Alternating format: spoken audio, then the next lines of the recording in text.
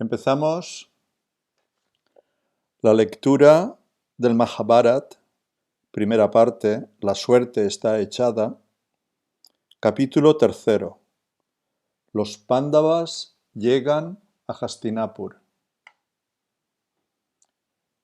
Dhritarashtra llevó a cabo 5 sacrificios en Hastinapur con las riquezas que Pandu le entregara. Dio caridad a cientos de miles de brahmanes y complació a los dioses con sus ofrendas. El reino floreció y los ciudadanos tenían todo cuanto necesitaban.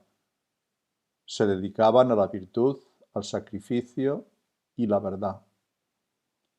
Siendo afectuosos entre ellos, fueron aumentando su prosperidad. Hastinapur estaba colmada de palacios y mansiones. Había arcos dorados y fuentes cristalinas por todas partes. Entre las amplias avenidas pavimentadas había hermosos jardines y el aire estaba saturado con la dulce fragancia de los árboles floridos. Por todas partes resonaban los cascos de los caballos y las ruedas de las cuadrigas, mezclándose con el sonido de los elefantes barritando y el de las caracolas dando inicio a las realizaciones de ceremonias rituales. Himnos sagrados proferidos por numerosos brahmanes emanaban de templos elevados y exquisitamente construidos que agraciaban la ciudad a millares. Hastinapur se parecía a la capital celestial de Indra, y cada día llegaban docenas de reyes feudales a ofrecer sus tributos. Dhritarashtra regía el reino con la ayuda de Bhishma, en nombre de Pandu. Tras la maldición de Pandu y su retiro subsiguiente, Dhritarashtra, a pesar de su ceguera, fue coronado monarca. Pensaba tristemente en su hermano y lo echaba de menos inmensamente, pero en su ausencia se encargaba competentemente de administrar los asuntos de Estado. Sucedió en una ocasión que llegó Vyasadeva hambriento y sediento al palacio de Dhritarashtra. Gandhari lo atendió concienzudamente. Vyasadeva se sintió muy satisfecho y la bendijo. Pronto tendrás 100 hijos tan poderosos como tu marido. A su debido tiempo, Gandhari quedó embarazada. Durante 2 años llevó el embrión en su seno, lo que contribuyó grandemente a su ansiedad. Pero un buen día se enteró de que Kunti había dado a luz a un niño en el bosque tan resplandeciente como el sol naciente. Llena de frustración y rabia de su larguísima gestación, se dio un violento golpe sobre el vientre. En aquel momento surgió de ella una pesada masa de carne similar a una bola de hierro. Cuando las parteras la informaron de la muerte del feto, quedó afligida por el dolor y pensó en Vyasadeva y su bendición. El sabio apareció de inmediato ante ella y le preguntó: ¿qué has hecho? Gandhari le contó que la habían dominado la envidia y la frustración al enterarse de que Kunti había dado luz a Yudhishthira. Con lágrimas en los ojos añadió: me he golpeado el vientre y ha salido esta masa de carne. ¿Qué sentido tenía pues tu bendición? Vyasadeva replicó que sus palabras siempre eran incuestionables. Entonces pidió a los sirvientes que trajeran 100 recipientes llenos de ghee. Roció la masa de carne con agua fresca y la fue dividiendo en 100 partes, cada una del tamaño de un pulgar. Los pedazos fueron introducidos en los recipientes que se sellaron y colocaron en un lugar cerrado. Vyasadeva ordenó que los recipientes se abrieran transcurridos un par de años. Luego partió en dirección a su solitario ashram de montaña. Transcurridos exactamente 2 años, se abrieron uno por uno todos los recipientes. Del primero nació un niño que recibió el nombre de Duryodhan. En el mismo instante en que lo sacaron del recipiente, pudo escucharse un eco de rebuznos y buitres chillando. Los chacales aullaron y el viento empezó a soplar con gran fuerza. Sin causa aparente, estallaron incendios por los alrededores de la ciudad que se extendieron en todas direcciones. El asustado rey Dhritarashtra reunió a los brahmanes, así como a Bhishma, Vidura y otros ministros y consejeros. Les preguntó cuál era el significado de aquellas profecías. El rey dijo: el mayor de los príncipes es indudablemente Yudhishthir y él heredará el reino. No cuestiono esa realidad. Pero ¿mi hijo será rey después de él? Oh sabios, por favor, decidme qué es lo correcto y legal. Mientras Dhritarashtra hablaba, los sonidos volvieron a recrudecerse por todas partes. Al oír tales sonidos, Vidura replicó al rey: cuando durante el nacimiento de un niño se ven estos presagios, es evidente que el recién nacido será el exterminador de su raza. Nuestra prosperidad y futuro dependen de que lo abandonemos, no dudes, rey. Hay que deshacerse del niño de inmediato. Vidura le dijo a Dhritarashtra que todavía tenía muchos otros hijos.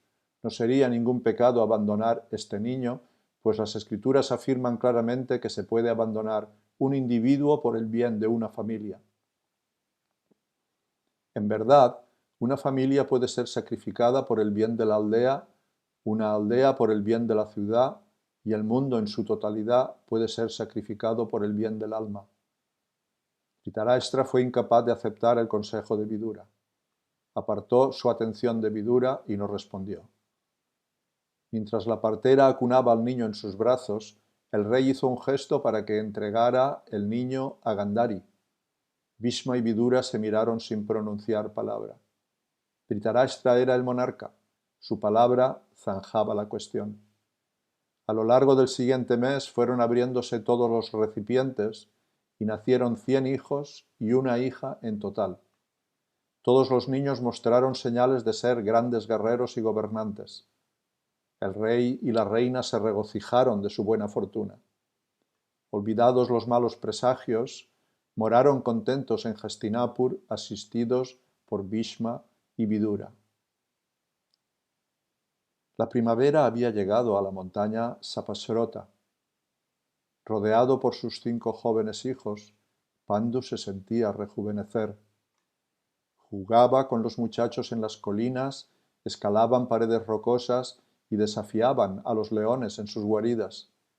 Se zambullían y jugaban en los lagos de la montaña y trepaban a altos árboles.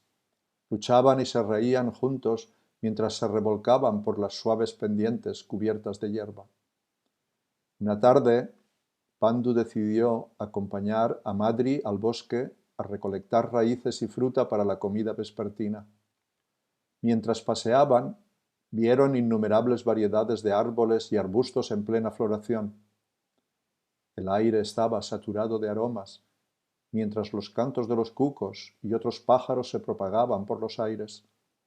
Enjambres de abejas negras recorrían las llamativas flores que rodeaban los lagos repletos de lotos.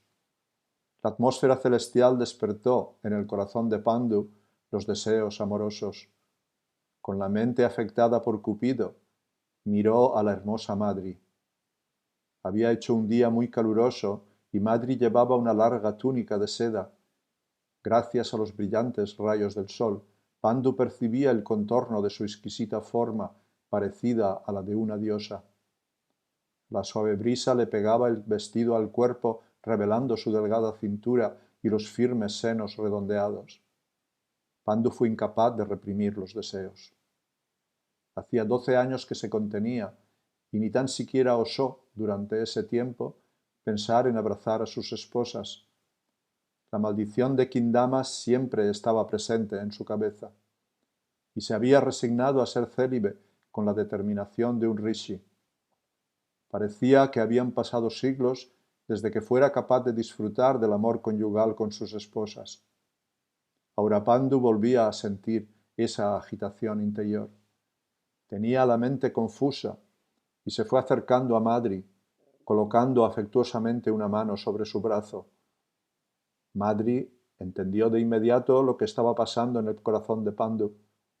Su amoroso tacto la electrizó, pero estaba dividida entre sentimientos conflictivos. ¿Por qué se acercaba a ella repentinamente de aquella manera? Debido al temor que sentía por la maldición, él siempre había evitado cuidadosamente cualquier contacto físico con ella o con Kunti desde hacía mucho tiempo. Aunque anhelaba su abrazo, había evitado escrupulosamente cualquier situación que pudiera atraer a su marido.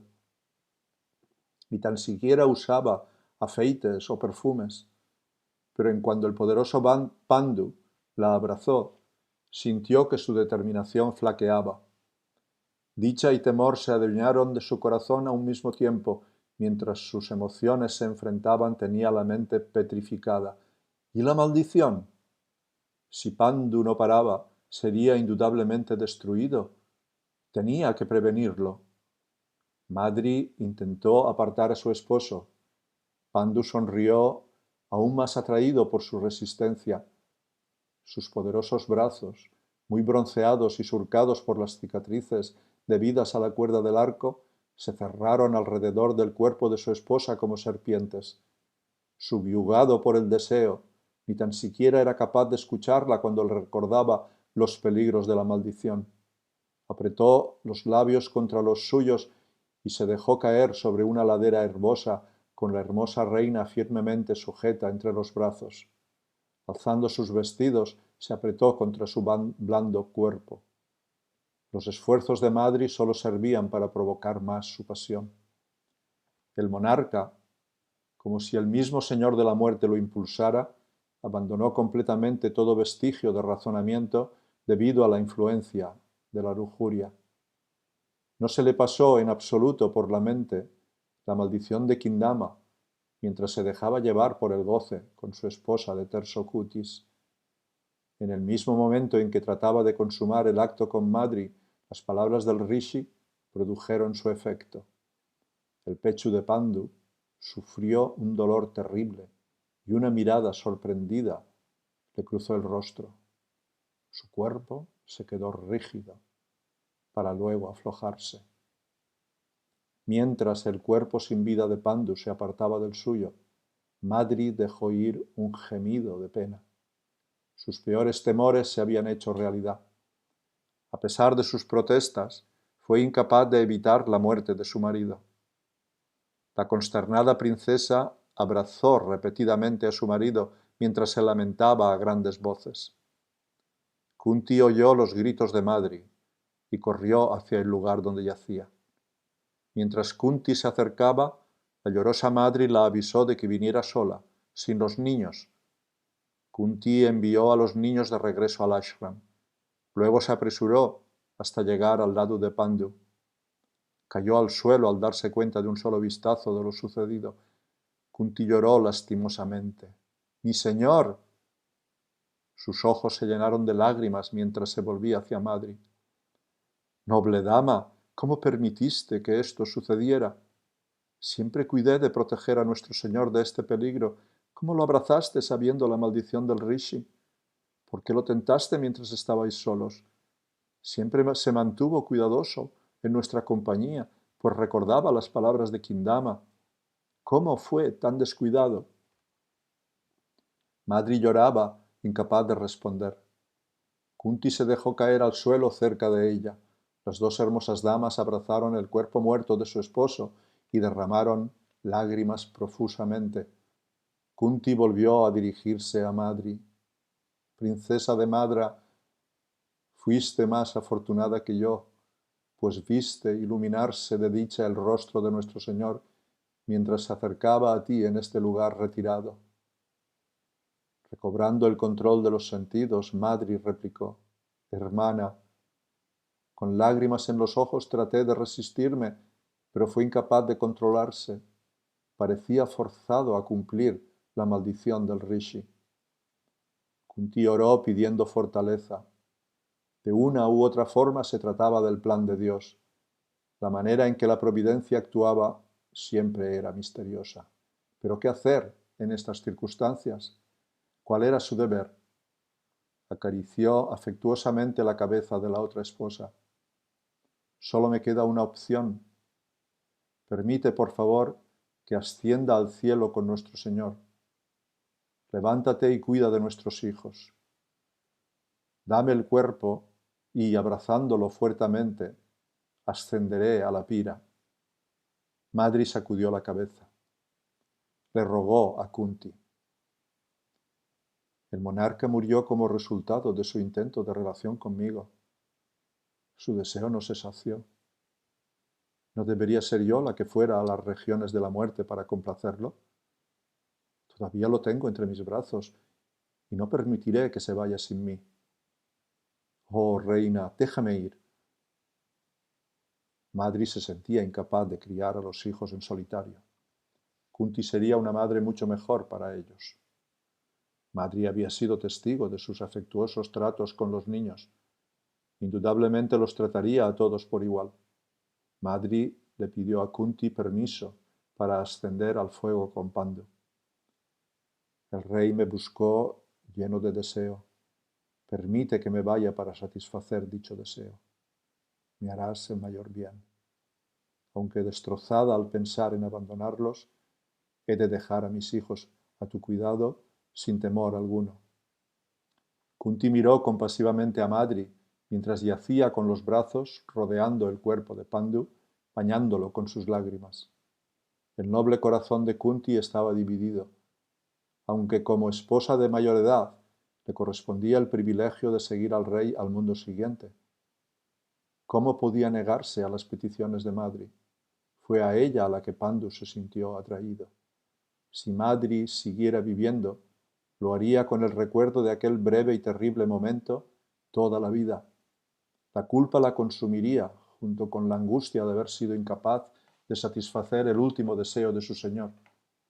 Aunque anhelaba seguir a su esposo, Kunti no iba a ser cruel con la esposa de su marido.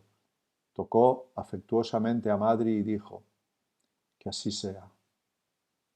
Kunti regresó después, el corazón encogido, al ashram. Cuando los niños supieron que su padre había muerto, el dolor se apoderó de ellos.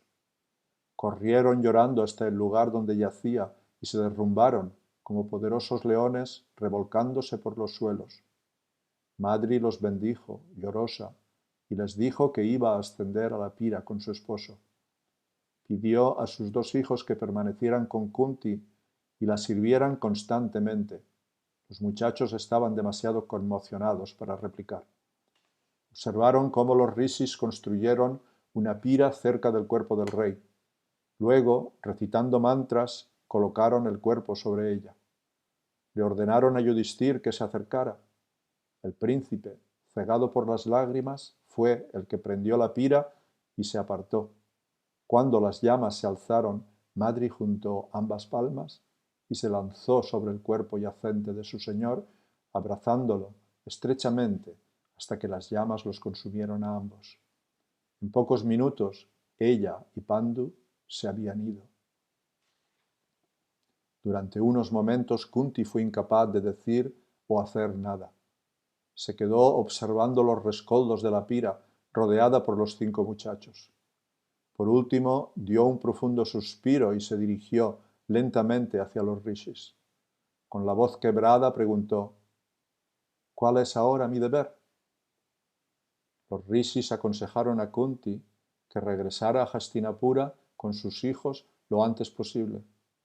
También le dijeron que la acompañarían, llevando los restos de Pandu y Madri con ellos.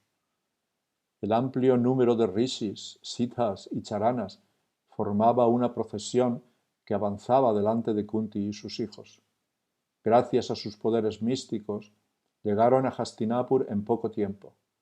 Kunti se presentó ante la puerta septentrional y los mensajeros se apresuraron a avisar al rey. Al enterarse de su llegada, Dhritarashtra, Bhishma, Satyavati y todos los demás mayores Kuru se apresuraron hasta la puerta, seguidos por un gran número de ciudadanos que habían oído hablar de la llegada de una asamblea de celestiales. Todos se maravillaron al ver a los resplandecientes rishis rodeados de siddhas y charanas. La gente acudía a miles a ver a aquellos seres divinos. Dhritarashtra, acompañado por sus 100 hijos, se inclinó ante los rishis. Bhishma y los demás también ofrecieron sus respetos a los sabios y tras ofrecerles asiento, se sentaron ante ellos sobre esteras de seda colocadas sobre el suelo. Cuando la multitud se aquietó, Bhishma se adelantó y adoró a los rishis, lavándoles los pies y ofreciéndoles el sagrado arghya. Respondió a sus preguntas sobre el bienestar del reino, informando de que todo estaba bien. Entonces uno de los principales rishis se levantó y se dirigió a los mayores Kuru. El virtuoso monarca fue a la montaña Saptashrota para observar el voto de celibato. De una u otra forma, según el inescrutable plan del Señor y los planes de los dioses, le nacieron 5 hijos. Los rishis presentaron a cada uno de los hijos de Pandu y revelaron la identidad de sus divinos padres. Informaron de cómo los muchachos recibieron formación en conocimiento védico y crecieron hasta alcanzar la adolescencia en compañía de rishis y siddhas. Lanzando una mirada sobre la multitud congregada a las afueras de la ciudad, el rishi continuó: Pandu, constantemente adherido a la virtud, ha dejado estos muchachos y ha ascendido a los mundos superiores. La casta madri se ha ido con él. Ahora sus hijos han de ser aceptados como los herederos legítimos del reino. El rishi señaló un féretro en las cercanías cubierto con una tela blanca. Ahí están los restos de Pandu y su esposa.